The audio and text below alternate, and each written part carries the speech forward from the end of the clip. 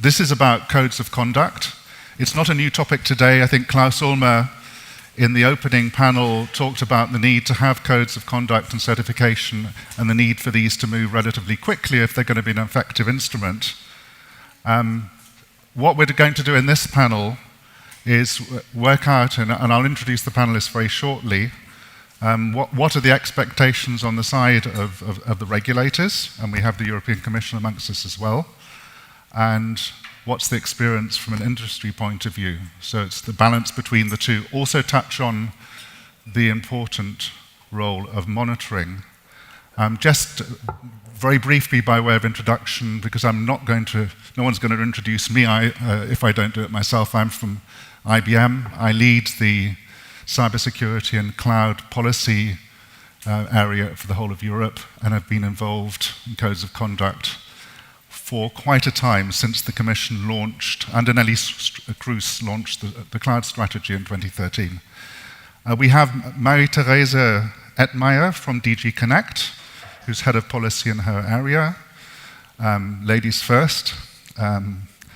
Lorena Marciano, who's director MIA for Cisco, director of data protection. Maria Wilhelm from Baden-Württemberg, who's the State Commissioner for Data Protection and Freedom of Information. Peter Shaw needs no introduction, but now the chairman of the European Academy for Freedom of Information and Data Protection. And last but not least, Jörn Wittmann, managing director of Selbstregulierung Informationswirtschaft, proving I can speak a bit of German. Okay, and to kick this off, it's going to be a very interactive discussion also among the panelists. I'm going to start actually with Marie-Therese and just to say what were the Commission's expectations and reasoning when codes of conduct were introduced under GDPR. Thank you.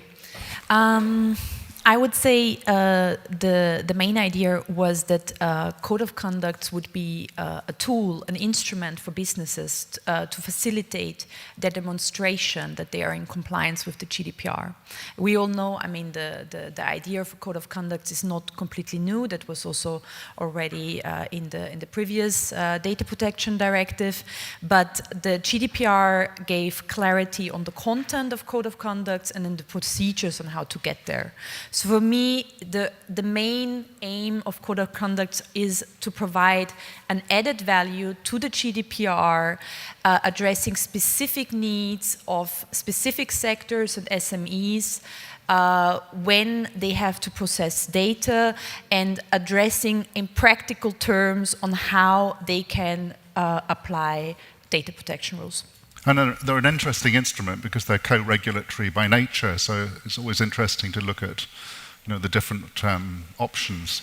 Peter, you were a DPA at the time when all this was launched. So, what's your expectation? Yes, as was said, this is not a completely new instrument. The former directive, Data Protection Directive of 1995, also contained one article dealing with COCs, but there are two main innovations, I would say. At first, that those COCs may be used for demonstrate the compliance of processors as well as for controllers. In the former time, this system was focused on the controllers. And the second is that there must be a kind of oversight, independent oversight, integrated in the system of COCs. These are the main innovations from my perspective, and I hope it will work. I know that there are some approaches to get such COCs on the European level approved by the European Data Protection Board. Whether it will be a success story, we don't know until now, but I hope so. Thank you. Maria, from your point of view, do you think codes of conduct, once approved, can help DPAs as a supervisory authority? And how might they do that? Yeah, I think that, or an opinion of the EDPB and the supervisory authority code of conduct can improve the level of lawfulness of processing. They can improve the ways or aims of accountability, and we want to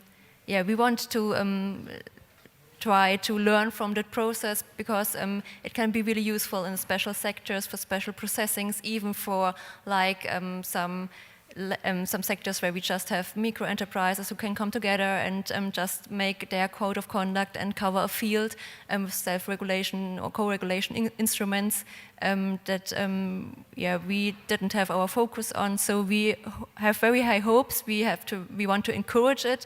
We already provided the guidelines of the EDPB in the code of conduct sector, and we outlined the benefits they have for us as DPAs there, and we want to see this special tool get into force, and just to see how it will develop in the next years. Thank you very much. And Jörn, I know you've worked on different codes in the past, and not only in data protection. So how do you think co-regulatory tools can assist policy making? Yeah, actually I think the policymaker nowadays has not much of a choice in many areas, especially in the digital environment, I think. I think it's not, as you said, the only regulation we see right now where codes of conduct are mentioned are actually an effective tool, because we all know the speed of innovation gets higher and higher, and the need for flexible tools is also getting higher. But at the same time, it must be ensured that the democratic, legitimate regulator stays in place and defines the goals. At the same time, it needs to be implementable. So I think from my perspective, the regulator didn't have much of a choice than going for defining goals, defining ways how to reach these goals, but then also adding tools like codes of conduct to help the businesses to actually implement. And I think the way it is done in the GDPR is really well. I would like to add here to what Peter Shah said, because one really important added value of the GDPR compared to the directive when it comes to code of conduct is also that there are now clear incentives for companies to join. Because now there is clearly written in the GDPR that it can be used to prove compliance. That was something you couldn't find in the, under the directive. And I think that's also the reason why, I mean, we work with codes of conduct for many years already, why we now really feel a lift up of the topic and really feel that it's getting adapted on the market. Thank you. And now I'm going to turn to industry, Pierre and Lorraine. We've been involved, Cisco alongside IBM have been involved for many years now in EU Cloud Code of Conduct. Looking back to the time when you decided that Cisco would join, what were the main reasons, and when you joined, and what dimensions, what is the reaction of customers to an endorsed code? And maybe you touch on the notion of transparency as well. Yeah, indeed. So indeed, certainly as a company, we were interested in writing a code of conduct, not only because obviously as many companies we want to have a suitable tool to prove compliance to GDPR, but also because we feel that this is an important tool to ease the trust relationship, so the transparency based on what our sector does vis-a-vis our customers and also the customers. And then I think it is really, for me, it has the potential to be really a standard for the industry. And so when you set a standard, then everybody is something that they should look for. And therefore, if you decide that this is the best of the best, then you kind of set, from a competitive and differentiator standpoint, you also set the bar for everybody else to aspire to that level. And the third thing, which I think it's important, is that the code of conduct for many companies, especially like Cisco that works in the B2B market, it's a way to ease the conversation with our customers, because by showing the code of conduct and giving proof that we abide by, it's easy also for them to do their own due diligence. And so, because of the code of conduct obviously needs to show compliance to GDPR, as a result, you also help the customer kind of check the box on their hand as well when they onboard as a vendor, which I think is extremely important. And more generally, I would say it also helps, ease the technical discussion, because I think it's there are customers that are very knowledgeable about cloud or about any type of sectors, but there are others that might be less knowledgeable, especially the implication with privacy. So having something that it's viewable, you can look it up on internet, you can check it from time to time. I think it is that discussion, especially if it's very well detailed and well written. And I like also what has been said earlier about the code of conduct being not a new thing. It's true that it's not a new thing, but that's changed a lot. I remember the code of conduct under the directive that were made in a room between public administration. The company were not really invited to give feedback. Well, now it is encouraged that the code of conduct are the result of company get together, survey themselves, understand what we can do together to make sure that obviously we comply with GDPR, but we do even a step further. We implement those legal requirements in something that is tangible and understandable. And I guess, the fact that it's out there in the public is a public good that people can look at and assess themselves and use to their own advantage. Yeah. No. Right. Yes, yeah. Can I ask a question? Yeah. Yeah, you can. Very good. I'm looking at Peter Schaar and Maria Wilhelm. In the morning, we heard from Klaus Ulmer a little bit of criticism that he wishes for a stronger dialogue between DPAs and industry. So especially in this case related to guidelines before they are published, not only performing a public consultation, but work closely together to get something done that can be reflected in the market better. So do you think it's a tool that can be used, so codes of conduct as a tool that can be used to foster the relationship between DPAs and industry, to improve the mutual understanding? Yeah, so I think that it can support both sides with special knowledge about the field, and we can just improve our work if we have that special knowledge and take a look at the code of conduct with that perspective. And I am pretty sure that it's a really good tool just for, or not just for, especially for special processings and special ways for processing, and there you have those special knowledges always involved. And I think we always have to be open, even as supervisory authorities, for new technologies, and we have to just not be restrictive, just to encourage to use those, and but to encourage to use those in a lawful way and a lawful way of processing. So yeah, I think we could all have some benefit out of it. Well, some additional remarks. Well, I also think that this instrument may improve the dialogue between regulators or DPAs on the one hand and industry on the other, because industry will draft such COC, and then the COC has to be approved by the DPAs on the national or on the international level or European level. And of course, they read the proposal and they have some questions to understand more what is proposed, and sometimes they have doubts whether this is enough. And therefore they need to get into a dialogue. And I think that happens today. And it happens better than before, because the elements which have to be checked are much more clear than before. So in the former directive, I think there was a sentence, they have to demonstrate the compliance or so with the whole directive. Now there are specific issues that have to be addressed. And of course, specific issues are very specific. Processors have to meet other requirements, for example, as controllers. So I think, yes, it might be a way to improve the dialogue. And this is not only an instrument in the toolbox for the industry, it's also an element, an instrument for the DPAs. Because they have a lot of new tasks. They have the old tasks, and now they have much more tasks than before.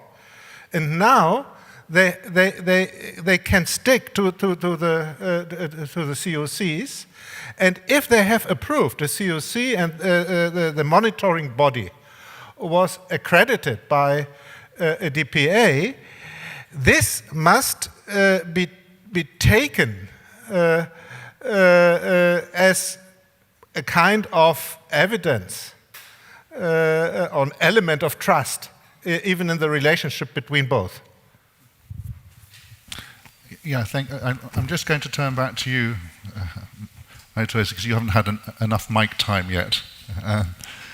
And whilst we're still on this, what do you think about the sort of international dimension of and the codes of conduct are not just European tools? We've noticed in the EU Cloud Code of Conduct that there's interest because GDPR is becoming, whether you want it, it's become a sort of type of gold standard. So some of the highest interest has actually been from outside Europe to start trying to prove competence in data privacy. Is this something that surprised you, or how do you see this development? And this is not scripted, I'm putting you on the spot.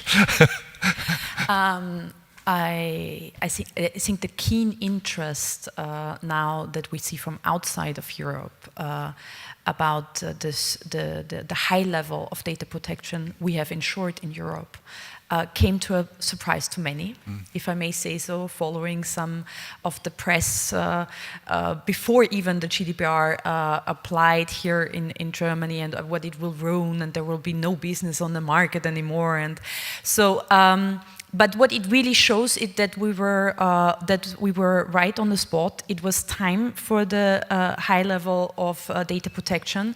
We have many cases, some where we see non-compliance with data protection rules. We see that trust is one of the biggest elements needed for any data economy to work, because you need the data of the people, and if they don't trust on how you handle the data. So the main purpose of the GDPR, empowering the data subject towards that they have how they can that they have actually information on what happens to their data was the right way forward. Whether now codes of conduct play a role at international level, I mean, what we have already ongoing is the e-commerce rulebook negotiation, 77 countries renegotiating. We have G7, G20, data flows with trust. Japan, Prime Minister Abe made a speech making clear that international data flows is a key instrument. And from the Commission side, it's absolutely clear that data protection is not a tradable asset, and that any kind of international data flows can only happen in complete compliance with the GDPR rules and the high data protection standards we have established. Thank you. May I add, the GDPR refers explicitly in Article 46 on COCs.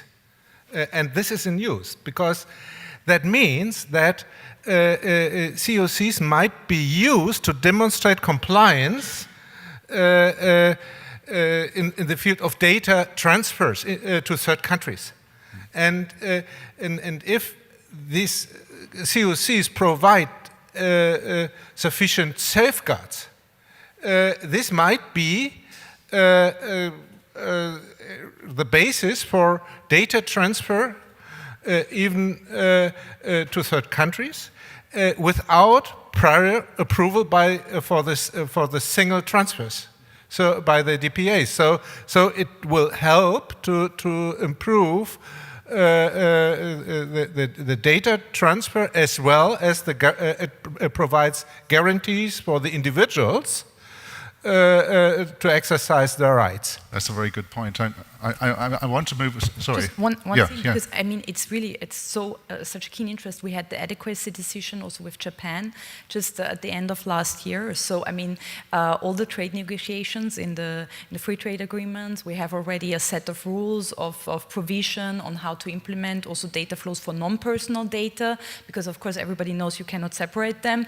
So yes, it's really, we are on the brink, and I'm happy to see that actually Europe is giving the standards which are taken up internationally. Yeah, on Whether the brink it's is a good, it's California, important. Yeah, New York, I mean, it's worldwide.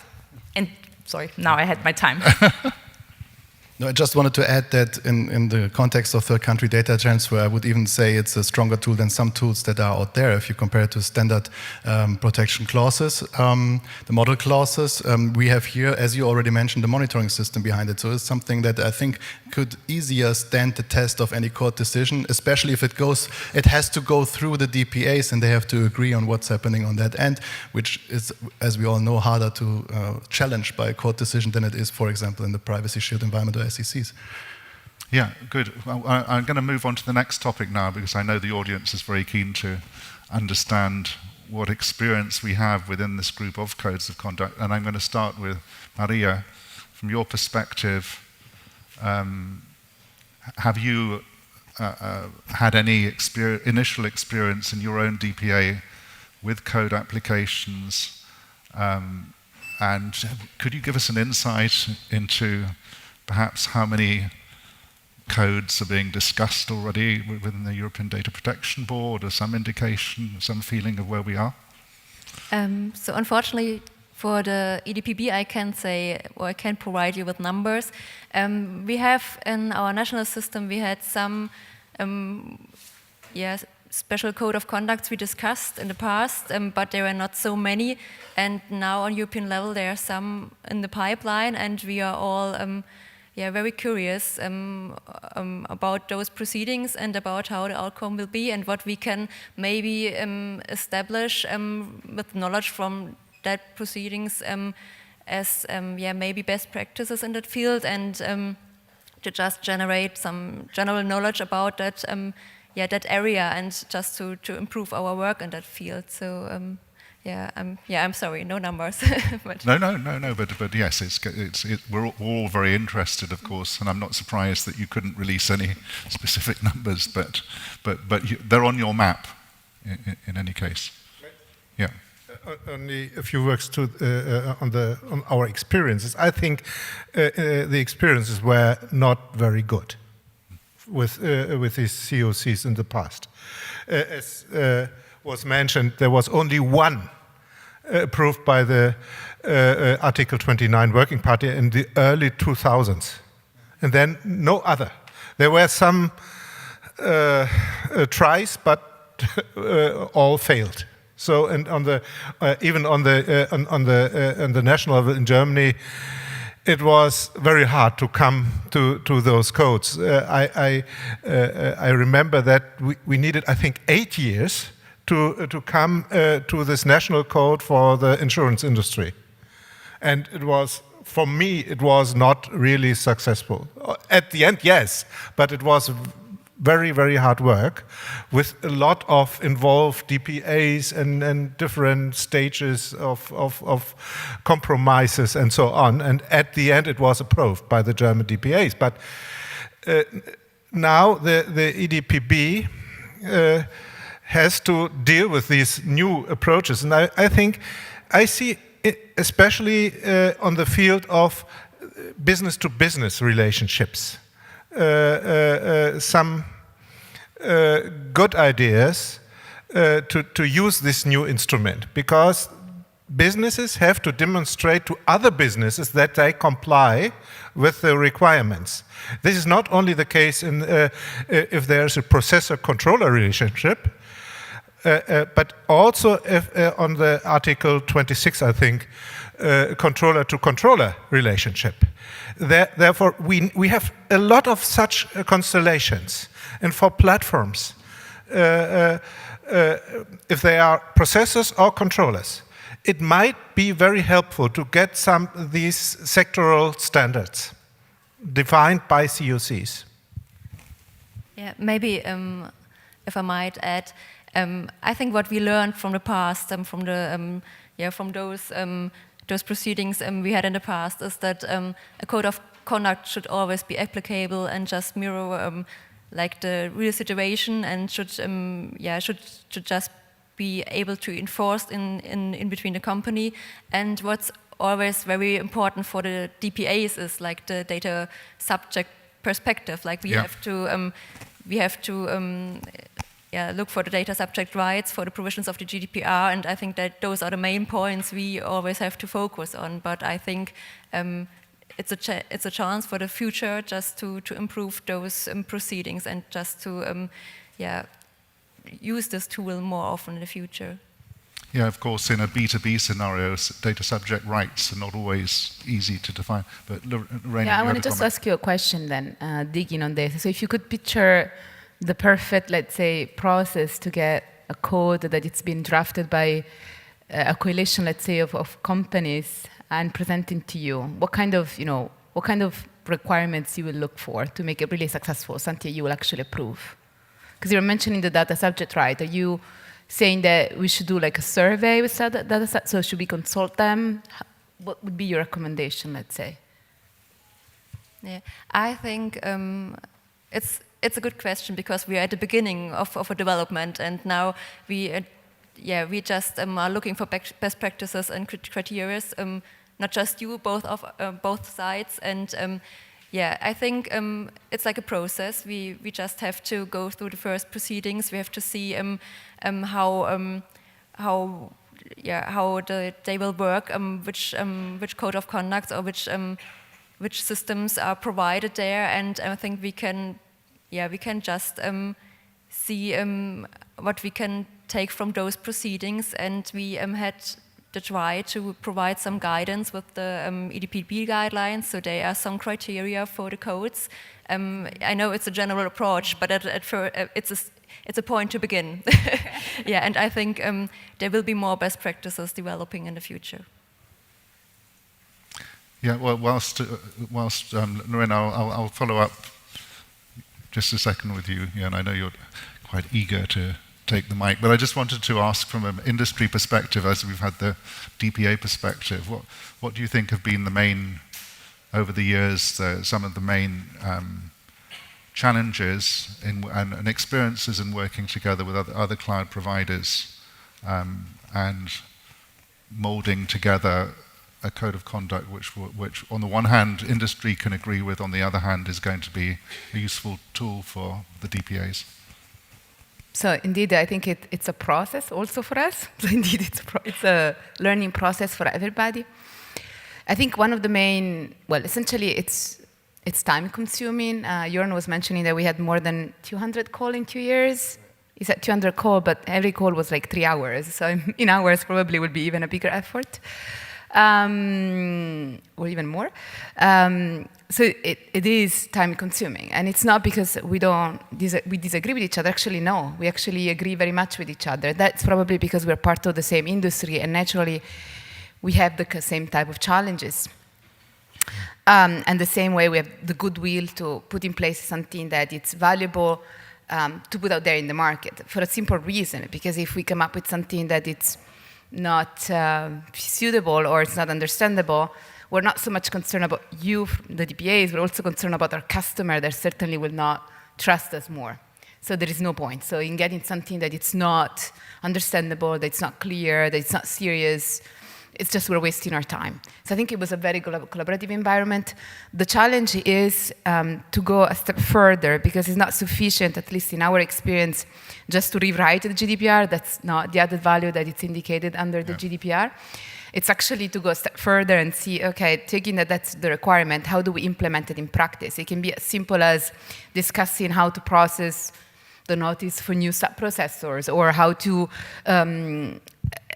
make sure that our customer will have our cooperation in data subject request, or so how do you strike the right balance, and at the same time you give the process out there, which will be a guidance for us, but also for all the company that will come after us, and we will need to adhere to the code.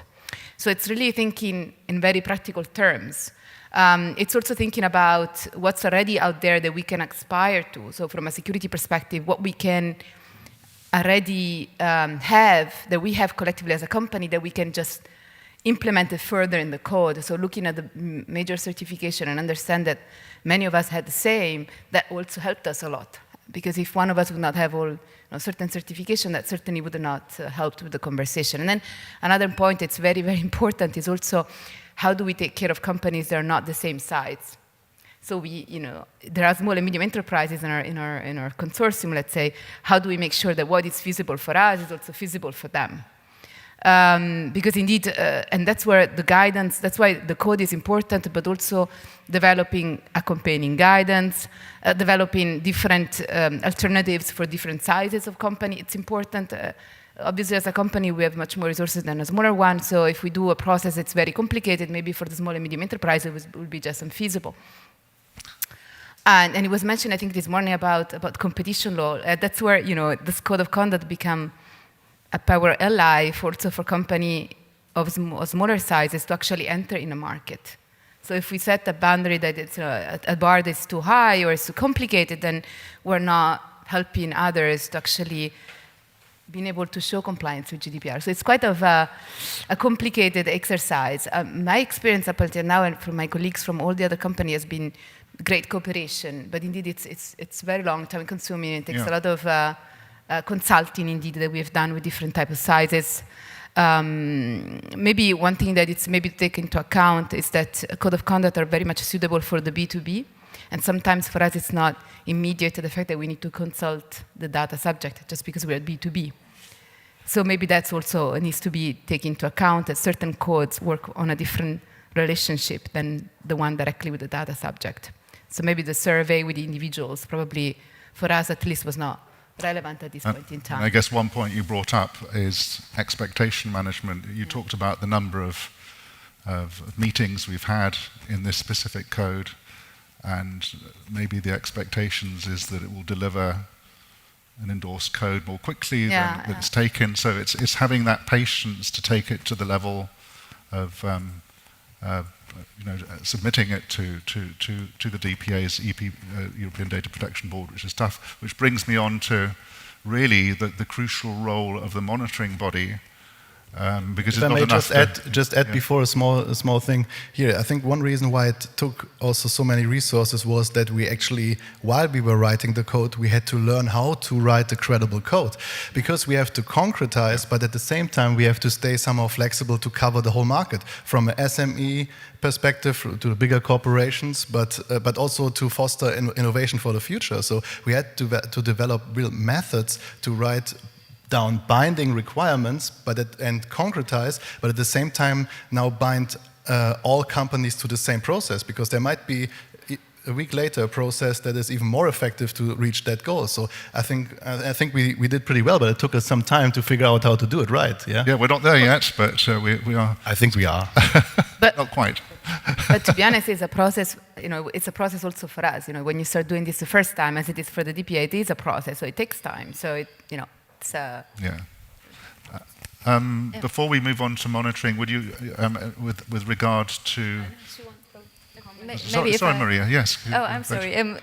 If I may add something, I think we have this general approach in the GDPR, and we are facing those kind of problems in some other sectors, and we always provide guidance, and we provide some criteria in many fields with the EDPB, and we develop the criteria, and we applicate the law, and we enforce the law, and so we learn from that process. And I think, in some years we all be much smarter about it, much keener about it, because we have those experience we need right now, or we develop right now. So it's I think it's not just a question for the code of conduct. It's just GDPR is really young, and it has just to get into action and to be enforced and to be applicated. And hopefully, with all the work that's gone into this, these tools are future-proof with the right governance, with the right monitoring mechanism.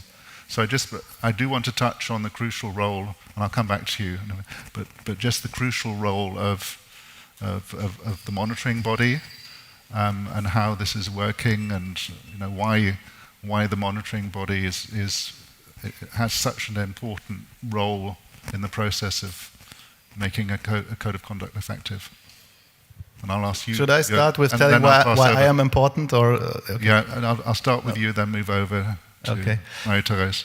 I mean, it's clear, first of all, it's a legal requirement, so it's mandatory to have a monitoring, but at the same time, it's also important from a perspective to make the code work in practice, because if you do that wrong, the costs for actually maintaining, to run the code and go into operations might be too high or not really work. So, I mean, I can tell a lot about monitoring, how to ensure independence. Peter Shah helped us a bit to figure that out and how to ensure expertise. But my experience is the most important element is actually, and that's also why I think the GDPR is written in a very clever way, that you have to look for every single code of conduct and find the right monitoring concept for that code of conduct. Is it more aiming for SMEs? Is it what kind of data is processed? What kind of processes are covered?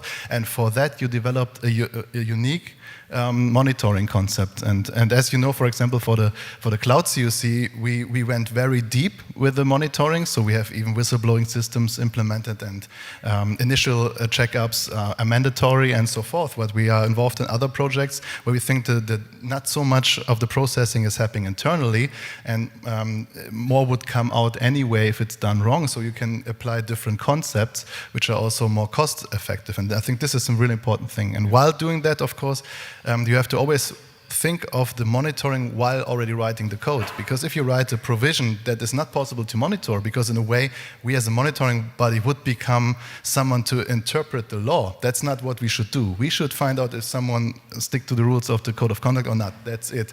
And this is something that is really important. So I always say you have to think of, and call it monitoring by design. So you have to think of monitoring all the time when you write actually provisions of the code. And that's why I think it's important. And to you, Marie-Thérèse, can you envisage a code? I mean, you're working on lots, not just this code, there are other codes of conduct. Can you envisage a code of conduct working without monitoring? No. I mean, for sure, the process of drafting the codes of conducts, the right content, consulting, it's already a very lengthy process, and you have to put a lot of energy in it. But the result is not that you have a code of conduct. The result has to be that this code of conduct is applied. So this is what is really needed. And for that, to ensure that, you need the monitoring as well. So I think you need to get both things right. And what the code of conduct enables is that how the rules are set up now is to address the specific needs of specific sectors, which the GDPR as a whole could never have addressed in detail for everyone. And so this is a great opportunity, but you need to draw up the right code of conduct and to make sure that it's applied. Yeah, so if the monitoring function isn't convincing, a code is not going to be endorsed. Yes. And I think just by way of wrapping up, how do we see the future? How many codes do you think there are going to be in one sector? Do you see competition in sectors between different codes? What's the market going to do? How's the market going to evolve? And this is a wide-ranging question, but codes need to be sustainable. So how do you think the market will evolve in this area? You can start. Okay. I mean, ideally, when drafting a code of conduct on a specific subject, you would consult broadly with all relevant stakeholders, of course also the data subjects, but it should not be that this industry group is now drafting their own codes of conduct and you have two competitors on the same market providing same services or similar services and you have a different code of conduct. That would not be feasible. What I do believe is that the first code of conducts will be the ones which require probably most of the times, also then from the data, from the authority sides to actually know what they expect, what they want, but then others can learn. So yeah. I do see that after we see the first ones coming on the market, that there will be more because they see the benefits of the code of conduct. I don't yet see competition between the code of conducts on the same market. I think this is not the tool for competition. That is not the purpose of the code of conduct. my Yeah, so last, combine that with any concluding remarks. One panel, so you've had your concluding remark, but Peter, we start with you. Only one sentence. I think that it will be essential which code of conduct will be approved first. Yeah. And this will a kind of, not really blueprint, but it will be the criteria whether other COCs will meet the requirements. And therefore, I hope we can get good code of conduct, a good first one, and perhaps it's one that was prepared by you or others. I don't know exactly who will be the first, but I think you are ahead today. Thank you, Peter. For Maria, any closing comments from your side? I think, I